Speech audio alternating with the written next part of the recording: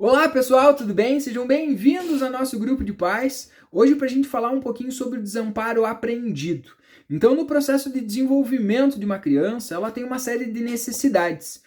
Num primeiro momento, lá como bebê, a sua forma de comunicação é o choro. Ela vai chorar quando está com sono, quando está com fome, quando se sente desprotegida.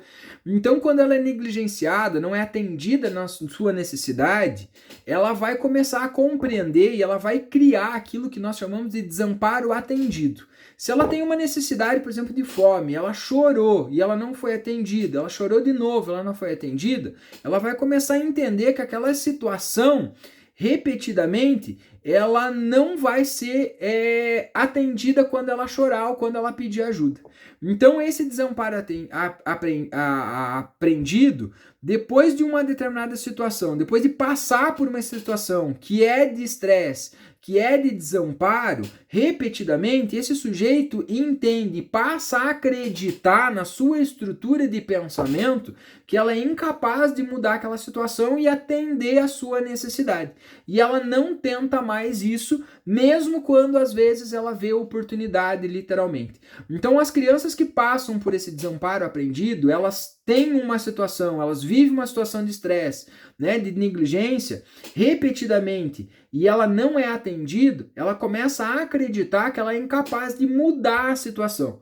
Né? E isso também vai fazer com que ela comece a entender e ela comece a não compreender, mesmo às vezes com oportunidades muito claras dela atender essa necessidade ou sair daquela situação, ela não consegue olhar e não consegue ver isso. Então, esses desamparos são indicativos hoje muito precisos, por exemplo, de ansiedade e depressões em crianças, em adolescentes e até mesmo em adultos. Então, as crianças elas podem desenvolver essa expectativa de que eventos futuros são incontroláveis por elas, né? Porque não vão conseguir mudar. E passam a se sentir literalmente incapazes e, em algumas circunstâncias, elas nem tentam mais mudar isso, porque elas já basicamente materializaram essa forma de pensar, essa estrutura na sua forma de pensar. Então, uma situação que traz estímulos aversivos, né, é suficiente para uma criança acostumar e considerar aquilo já como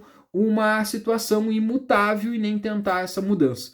Então ela acaba desenvolvendo um sentimento de desânimo, conformismo e que aquilo passa a ser a sua única alternativa e não tenta mudar. Essa forma de desamparo, ela também não acontece somente na primeira infância. Ela pode acontecer também em outras etapas da vida, como na adolescência, inclusive na idade adulta.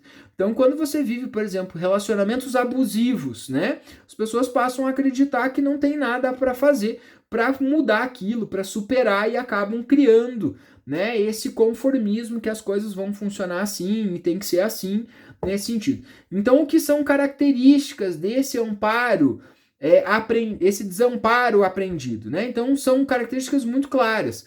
Baixa autoestima em crianças e adolescentes, não pedir ajuda frente a problemas enfrentados, baixa motivação para fazer as coisas e tentar, baixa expectativa de sucesso, falta de persistir, né, em alguma situação, né, essa falta de até de resiliência, né, não deu certo assim, tentar de outra forma, né, então acabam desistindo muito fácil.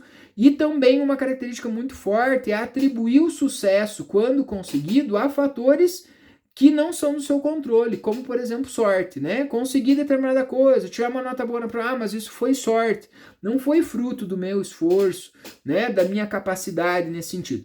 Então, como mudar isso, né? Então tem aí algumas formas, algumas estratégias. Então, para as crianças, para conseguir superar esse desamparo aprendido, né? Elas precisam desenvolver primeiro segurança de que são realmente amadas e elas importam, né? Então elas precisam ter essa segurança, elas precisam sentir essa segurança, em especial dentro da família. Então, ter um apego seguro ao seu cuidador, o pai, a mãe, o avó, enfim. E como que isso se constrói? Através do afeto, do humor, de brincadeiras, né, da construção da autoestima, né? Então esta proximidade, principalmente da relação do afeto, do brincar, do se sentir importante, vista, né? De sentir, de ter na criança, desenvolver na criança o sentimento de pertença daquele lugar. Isso é extremamente importante para essa superação do desamparo aprendido. Ok? Até a próxima!